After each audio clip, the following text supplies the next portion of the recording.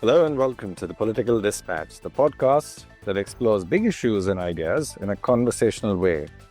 My name is Lily Maud. I'm Sid Kuripati. And I'm Tom Spare. So, in today's episode, we're examining the growing influence of artificial intelligence in elections around the world. So looking back at the super election year of 2024, we can now assess how AI shaped democratic processes globally. Beyond the much-discussed deepfakes, AI was integrated into various aspects of electoral systems throughout 2024, from voter engagement and campaign targeting to election administration and information verification.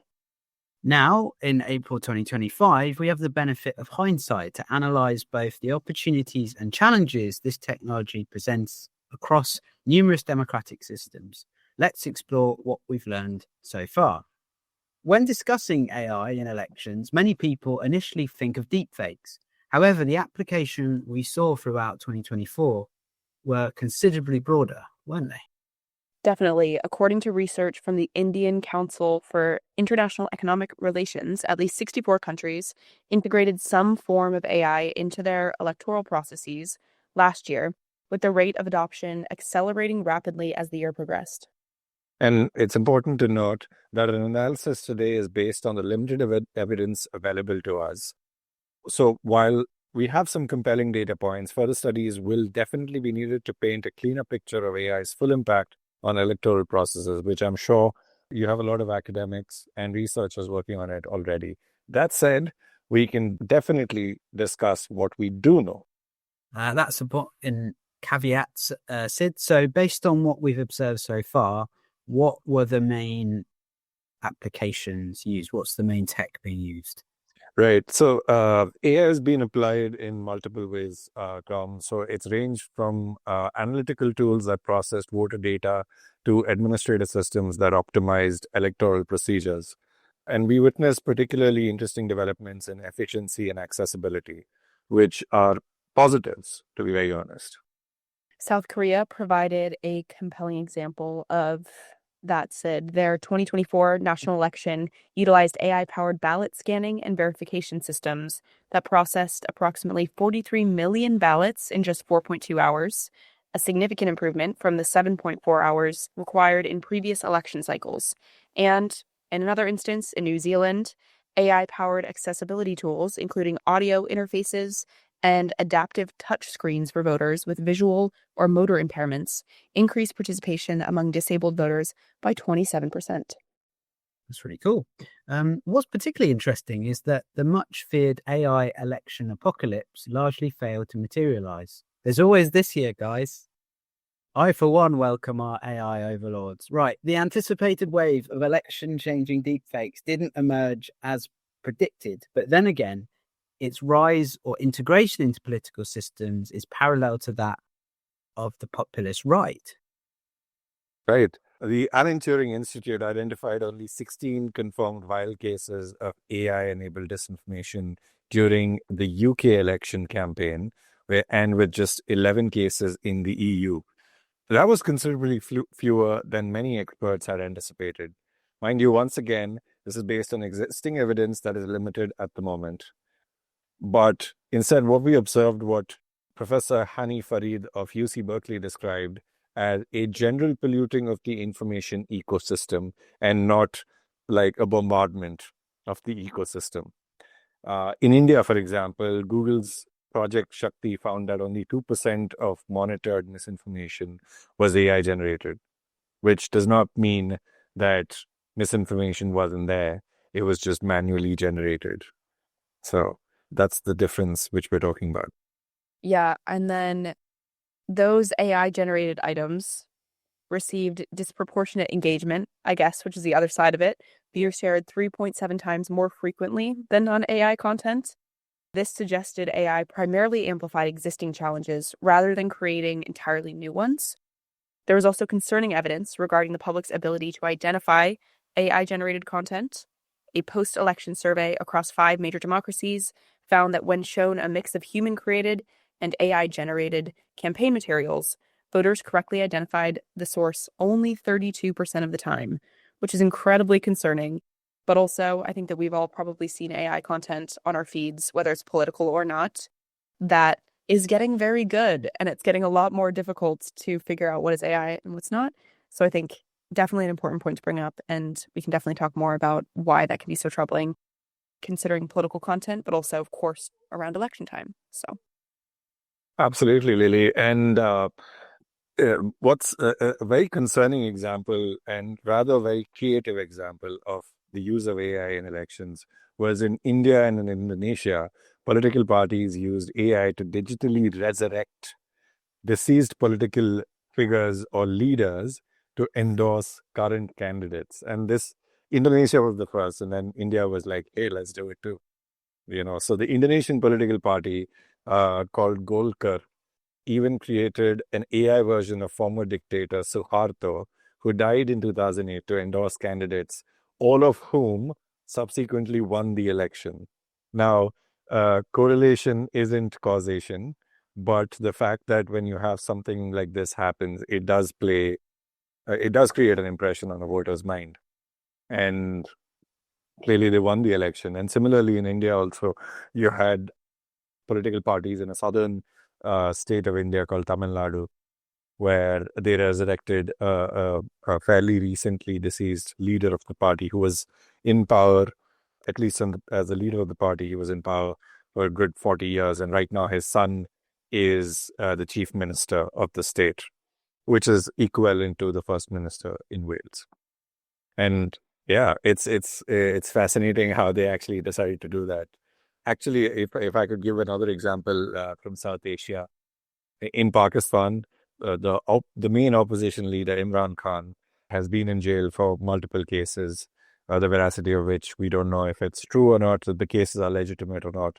But what his party did was that they cloned his voice through AI applications, and then they recreated the voice to support his candidates because he couldn't stand for election. So his candidates were being, promoted using his voice, which was digitally cloned using AI. And all of this was done while he's in jail. It's been really productive. that's so interesting. I think the fact though that they used them, the deceased political candidates, to me is so interesting. What did the permission of their family to do that? Yeah, what if you opened up your, Instagram or something and you saw your deceased grandfather? My question is, who owns the companies that are assisting the elections that are using AI? So I don't think there are multiple apps that allow you to do certain small little things. Or there is in-house development based on existing open AI code that is available. So they create their own models. Like, I'll give you an example. In India, the ruling party, BJP, created an app which allowed them to go ahead and convert every single speech by Modi into all the languages that of the areas that they were targeting because of the diversity. So they managed to do that. And to hear the fact that this person's actually talking in their language makes an impact on the voter's mind. And similarly, you had other parties who used it for voter management system and so on and so forth.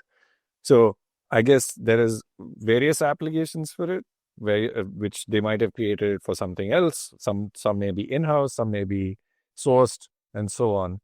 But I don't think there's any restriction on it, because as we go through the episode, we'll get to know more about the regulations and so on and so forth. So we'll discuss that over there. But I'm just thinking, for example, in the South Korean example. Yeah. I think it probably is. I think it's that they probably used like OpenAI, like you said they probably used the code and then they designed their own. But I mean, that does a lot of times, even if you are using the code, it's still drawing on existing databases and it's still drawing on like existing data that's been created, which we know can be incredibly biased and prejudiced. It can reflect existing social biases. So still concerning and still an important point to bring up, I feel like. But I think you're right, Sid, where it's like the existing data probably. In the US presidential race, campaigns were more transparent about AI use. The Trump campaign regularly shared AI generated content, and the US presidential campaigns produced an average of 217 unique AI-assisted advertisements daily during peak periods, a significant increase from just 43 per day in 2020. And I think that that's a really interesting point, how especially Trump and his administration has been more brazen with the AI content that they're creating, where you can tell that it's AI generated.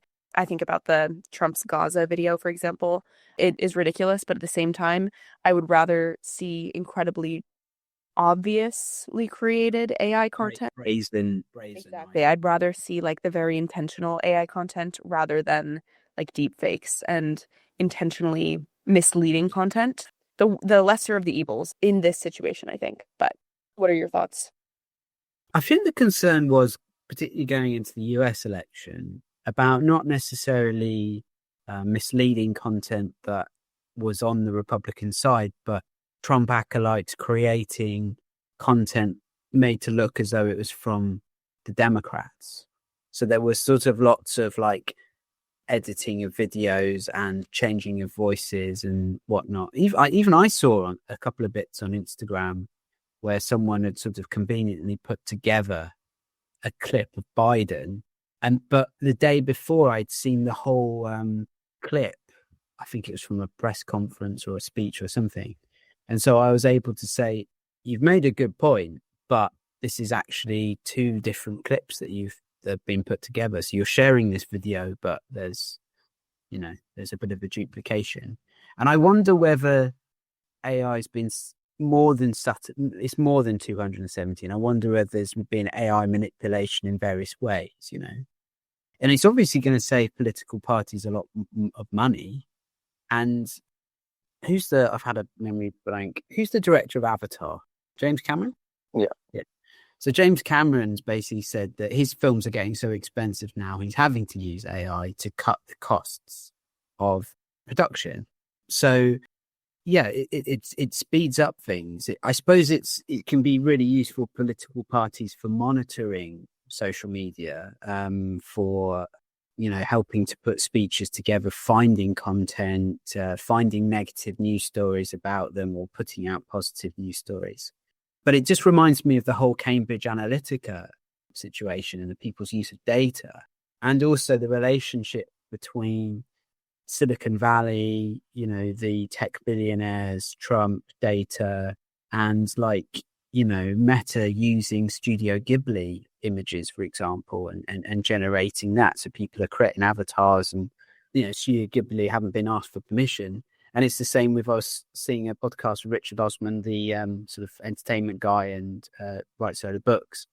And he found all of his books on a site, that had been sort of taken by Meta without asking for permission. So I don't know how that's going to necessarily translate, but I wonder if a lot of people are holding back, and maybe the Trump camp are holding back.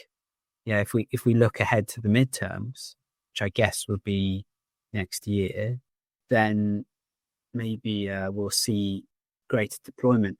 Or it's gone under the radar. Is it even possible that a lot more AI has been put out there, but we haven't picked up on it? I don't know. I don't know how you go about monitoring this sort of stuff. Your next point is a good segue for that, actually. Oh, okay. Excellent. You kind of segued yourself. Oh, well, who needs AI when I've got myself? Looking at how different regions approach the regulation, the European Union established the most comprehensive framework with the Digital Services Act and AI Act, creating common standards across 27 member states. The UK, on its part, implemented clear reporting pathways through platforms, political parties, and law enforcement, requiring coordination between electoral officials and relevant authorities. Any further thoughts on this? I think it's a good starting point, but I think it's exactly what you were talking about, Tom, where as technology continues to move quickly, and I think governments are really just playing catch up, I think it's a good thing, particularly in the UK. And I think in Europe, people are paying more attention to the impact of AI and to especially tech companies and the influence that they're having on our data. I think even just cookies and things like that, it's annoying, but whenever you have the pop-up that says accept, reject, we don't have that in the US, for example. So I think Mhm. it's little things like that where it's data literacy and trying to help people to understand the impacts on their lives. I think they're doing so much more than in other parts of the world, which is a good thing. But I do think I really stand by we're moving so quickly with AI and other forms of technology that government just needs to do a much better job of not only catching up, but trying to anticipate and trying to actually put regulations on a lot of this. It makes me really nervous about regulations and the lack of regulations, especially on tech companies. So that's my little rant. But looking at various political systems, we observed notable differences in how AI was deployed. Liberal democracies typically focused on efficiency, accessibility, and information quality, with emphasis on transparency and addressing disinformation. Meanwhile, in more authoritarian systems, there tended to be a greater emphasis on surveillance capabilities and narrative management, with rapid centralized deployment and limited oversight. The same AI tools might have served dual purposes, both election administration and population monitoring. Emerging democracies faced unique challenges. India represented an interesting case study. Despite having 751.5 million internet users, hundreds of millions still lacked access, creating a significant digital divide. There's also literacy gaps and platform dependencies that affected how AI related information spread. And isn't Meta sort of establishing stronger links with India, right?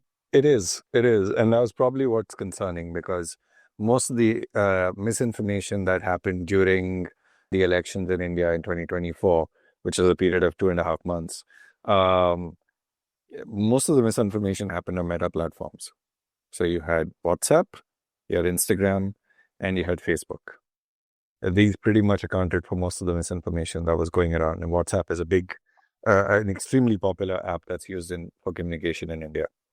And uh, while you had like a lot of political parties who were really using, uh, well, not a lot of political parties, but like handful of them, especially the ones who had the funding to go ahead and use such applications and the resources in terms of human resources. But you had a lot of people who were left out of the whole system, who weren't reached out through technology, but through in-person rallies. So there was quite a balance in that sense. But a lot of the messaging or the exposure to AI or digital messaging gets left out in such scenarios.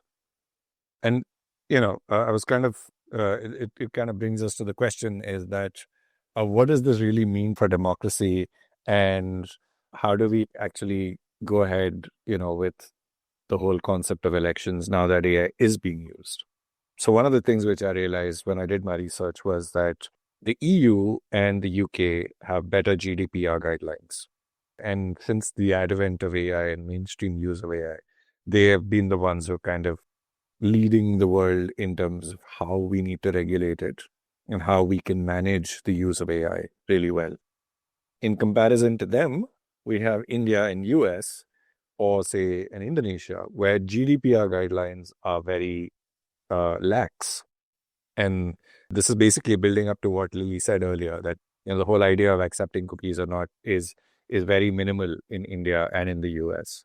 And that's what creates that loophole for political parties to go ahead and use certain applications without the guidelines that are there. And it doesn't make it illegal. It only brings in question marks in terms of, is it ethical? Does it even make sense? But it all boils down to the fact that, is it actually getting you the votes? Right? That's why you're using it. There's no other purpose for it. Is it efficiency for the processes or efficiency for the parties itself? So these are questions that will definitely pop up. And according to one statistic, it said that political parties in India spent $50 million on AI apps and AI development just for elections. That's a lot of money if you look at $50 million as, standalone. But when you compare it to the amount of money that's spent in Indian elections, and which is usually divided into two sides, which is one is legitimate money that's being spent, and the other is, from questionable sources or paid in cash and so on, which is what we call in India black money. That goes, substantially into unimaginable numbers. So what it does is it gives the economy or the informal economy a big boost, and consumption really increases every 5 years in India. But what it also does over here is that we are spending money to actually go ahead and collect data which, with or without the consent of the voters. And what is being represented is a big question mark, because the trust on what is being said or what is being represented or what is being pitched to the voters is a big concern. I wonder, in the longer term, whether the UK and the EU, I mean, I agree with their position on creating these laws and restrictions of how to use data. You know, it's thanks to Ireland and the European Union that you can actually request that your data is not used for AI training and data modeling. But could that lead to a competition issue that companies don't invest in Europe and the UK and they move elsewhere? Do they move their operations out?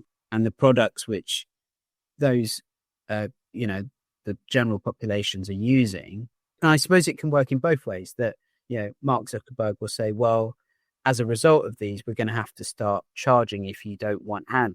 We'll have ads for the free versions, but that's not really much of a threat because people will just stop using your product, or they'll use it in a different way, or they use it less, or they will pick that free version. Like a lot of people have demonstrated with Netflix, they're happy to have the cheapest option without paying more for, ad free. People get used to it. So it'd be interesting to see if there's a sort of behavioral shift and whether other economies make the most of it. Whether the global south, for example, will say, well, yeah, we're happy to not have these restrictions and it's going to help our economy and it's going to really supercharge the economy. But obviously it will come at a tremendous cost. And we think about the population growth in Indonesia or Nigeria. I think by 2050, Nigeria is going to be the third largest country in the world, for example, by population, and has the youngest population in the world. So I don't know about what everyone's thoughts on that are. It's not really democracy per se, but it's more like, what will these restrictions do to customer behavior as well as voter behavior, and the relationship between the corporate world and restrictions with AI? Because when you open a Word document, AI is being used there, and technically, if you don't turn off a load of stuff, Microsoft can use your original play or fan fiction or whatever to inform what they're doing, or your work as well. So I don't know what you guys think about that. I think my thoughts on just in general, like data collection, but also the future legislation that has to be created around it. I think the only way that anything is going to be effective in implementing data protection laws, but also privacy laws, and my third concern, especially after adolescence coming out and the conversations that are around that, I think like digital safety. The only ways that we're going to be able to target that are if it's an international body, an independent international body that has oversight over the tech companies. Because to me, it's so interesting that we have individual governments trying to target something like Meta and trying to figure out how to create legislation around Meta, which is this. It's so funny that it's named Meta too. It's literally like, it's Meta. It doesn't have international borders. It doesn't have those restrictions. Obviously, different ways that it works in different countries, but it's a global product. And I think that it's impacting different countries differently, of course. And it's impacting, especially, I think my mind is on young people, because digital natives are being impacted by social media platforms, for example, so much more than older generations. But the rules are still the same, where it just can go anywhere and it's having impacts and taking data from everywhere. And so the fact that we don't have oversight over that is really concerning to me. I think the EU and the UK have done a good job at trying to target some of the data collection pieces, but at the same time, there's a lot of harms as well that they haven't been able to target. And it's just going to take a much more concerted global effort. And I also think that there's going to need to be buy-in from the tech companies themselves. And that's not going to happen unless it's motivated by profit or unless it's somehow in their interests.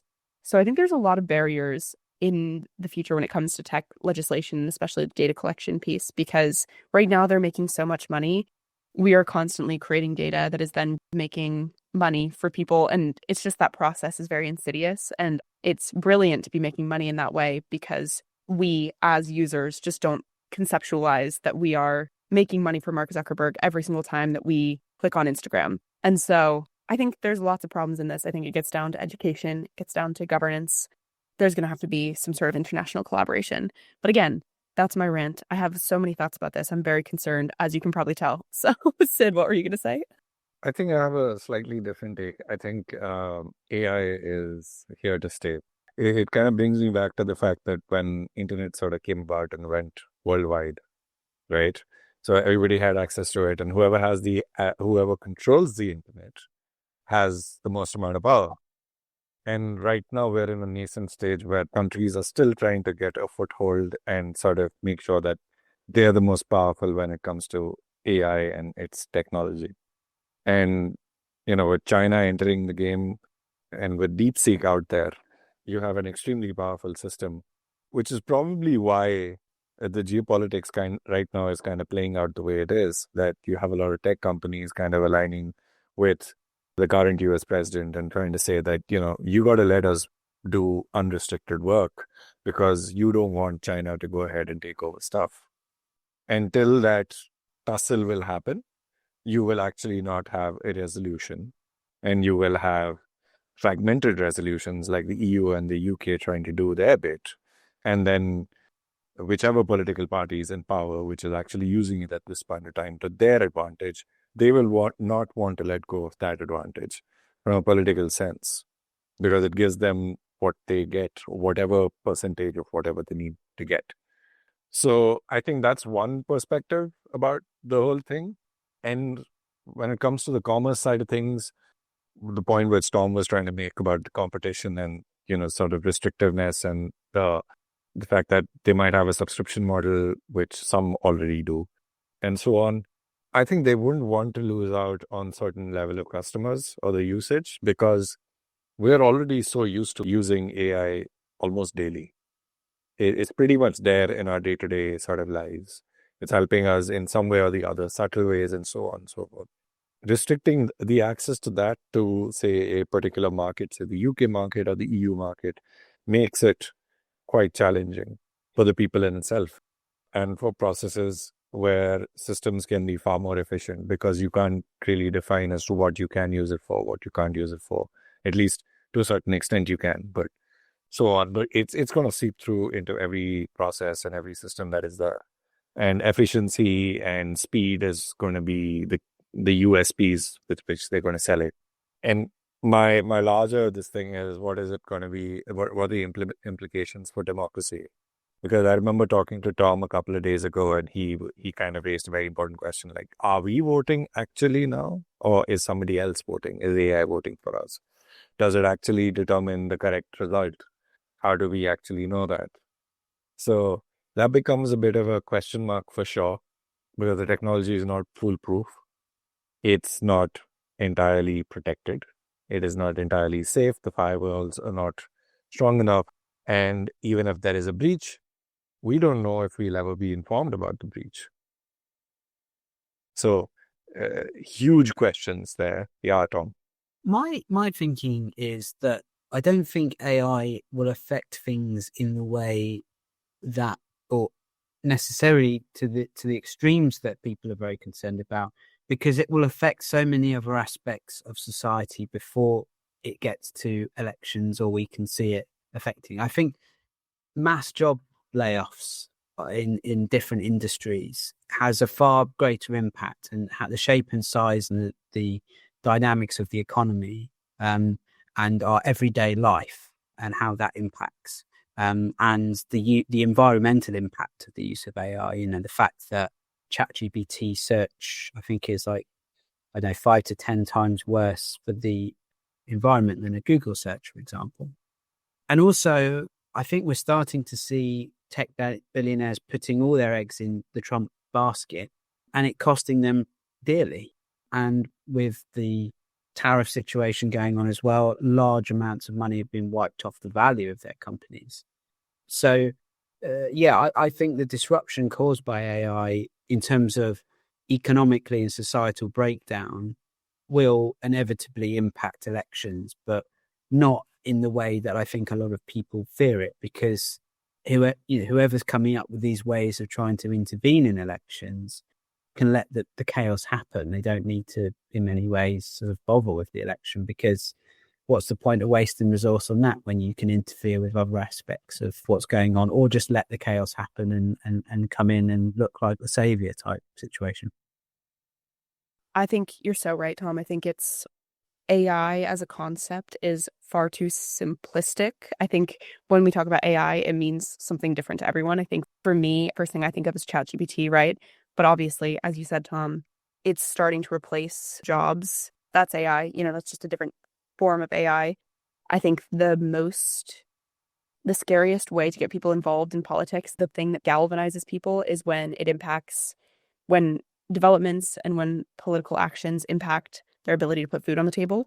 And so I think as soon as AI starts to do that, and as soon as people start being let go of their jobs, as soon as AI starts to replace people en masse, which we're already seeing that's going to be when people start to realize, okay, what can we do about this? This isn't just ChatGPT anymore. This is not innocuous. This is a huge issue that we need to deal with. And then maybe there will be calls for more reform, or at least, I don't know if we can restrict it. I think you're so right, Sid, that it's here to stay and it's going to be with us. It's something that we can't stop.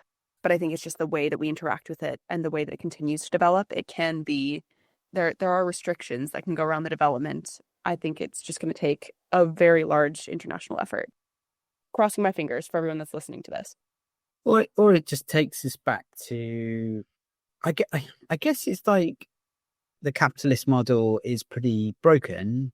And there's this quote that from a book that talks about capitalism for the poor and socialism for the rich, that large swells of money are circling around particular groups of people. So that sort of has a big influence on things. But also, like, Blue Sky is a good example of people leaving one product and going to another. And then that's the nature of it, that people will move. And actually, there's lots of demonstrations which we've talked about before, that, banks will stop, or banks and large organizations will stop working with Israel because of boycotts. People can shift. There's the protest in our previous episode. We talked about the impact of protests in Serbia or Turkey. Things can suddenly change very quickly in one direction or the other, and the political winds can change very differently, and political power can change very differently. You can see that in the value of Tesla and the fact that people's choices in Europe, living in a globalized world, are now impacting Elon Musk's shelf life in government. And that has then had a knock-on effect where the government is reflecting on going, oh yeah, actually we probably shouldn't have sacked all those people, we'll rehire them. So sometimes I think we might get carried away with this whole wave of all these terrible things happening. And one could argue that the US dominance in the world and the ending of that isn't necessarily a bad thing. That if we live in a multi-power world, then if it means a stronger Europe, for example, a more unified Europe, and more voices around the world and alternative options, it's not necessarily the worst thing. So it's sort of like we panic and then we get on board with all of this concern about things, but ultimately you can change things if enough people go in a different direction. Although what damage that causes and all the unknowns that creates further down the line, we don't know. Just worth putting around there. That was such an optimistic note, Tom. I feel like we don't even need the good news story, but share it with us anyway. I think that was an optimistic ending. Yeah, I'm not obviously, like, don't want to sound like an apologist for a lot of the things that Putin or Erdogan or all these folks get up to, what's going on in China. But yeah, I just feel more and more that the US isn't the thing that it's like we've talked about on previous dispatches. It's projecting an idea that maybe never existed. Right, then before we wrap up, we're trying to get into the habit of ending these episodes on a positive note. So today we're sharing a good news story from our very own backyard where community power is making waves. Oh, very Reese's In recent years, the Taff River in Wales has been battling pollution from plastic bottles to shopping trolleys. But thanks to local volunteers like those from the Cardiff Rivers Group, change is flowing fast. Love it. Led by Dave King, MBE, this volunteer-powered crew has removed tons of waste since 2009. Just last month, they helped organize Taff Tidy, a record-breaking cleanup with thousands taking part. Even kids and families were out, sleeves rolled up, waders on. Now, cleaner banks and clearer water are welcoming back wildlife and local swimmers alike. It's a powerful reminder that a little community effort can restore even the murkiest of waters. This is the end of the puns, right? We've got no more puns. Yep. No more Okay, puns. okay, we're a pun-free zone now. This is good. Very good. That brings us to the end of today's episode. Thanks for joining us on the Political Dispatch as we unpacked these critical issues. As always, we'd love to hear your thoughts on the episode. Please subscribe to the podcast and leave us a rating or a comment wherever you're listening now. Thanks, everyone, and see you next time on the Political Dispatch.